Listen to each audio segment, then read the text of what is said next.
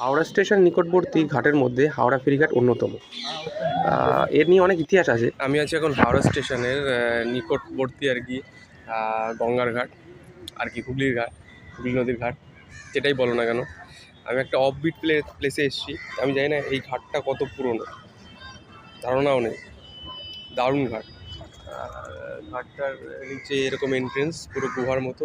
আসলে জল উঠলে না এতটা, তোমরা বুঝতে পারছো কতটা উঠে যায়। আমি মানে জলের প্রায় আমার বুক সমান অত দূরে রয়েছে। এখন ভাটা চলছে, তার জন্য আর কি এখানে দাঁড়াতে পারছি। সামনের ভিউটা অসাধারণ। দাঁড়াও তোমাদের দেখাচ্ছি। সকালবেলার গঙ্গার পাড়ে এরকম অভিজ্ঞতা আগে আমি মানে নদীর কাছে থাকা সত্ত্বেও কোনো দিন আমি নিতে পারিনি। আর সত্যি মানে আমি বুঝতে পারছি যদি আমি বারাণসী বা ওই যে অযোধ্যা বা যেখানেই যাই না কেন, মানে অভিজ্ঞতাটা কী হতে পারে বা একটা ধারণা অলরেডি চলে এসছে।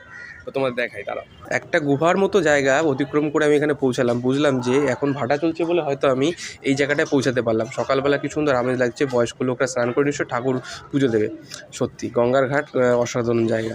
এর ঠিক উল্টো দিকেই এশিয়ার সব থেকে বড় আর হ্যাঁ সব থেকে ব্যস্ততম ফুল বাজার রয়েছে। ওখানেই আমার নেক্সট যাওয়ার। অ্যাজ এ ট্রাভেলার আমি এখনও হয়ে উঠতে পারিনি কোনো কিছুই, কিন্তু আমার এই জিনিসগুলো আকর্ষণ করে। আর উৎফুল্ল জায়গায় যে কবে যে আমি ট্রাভেলার হতে পারবো আশা করি।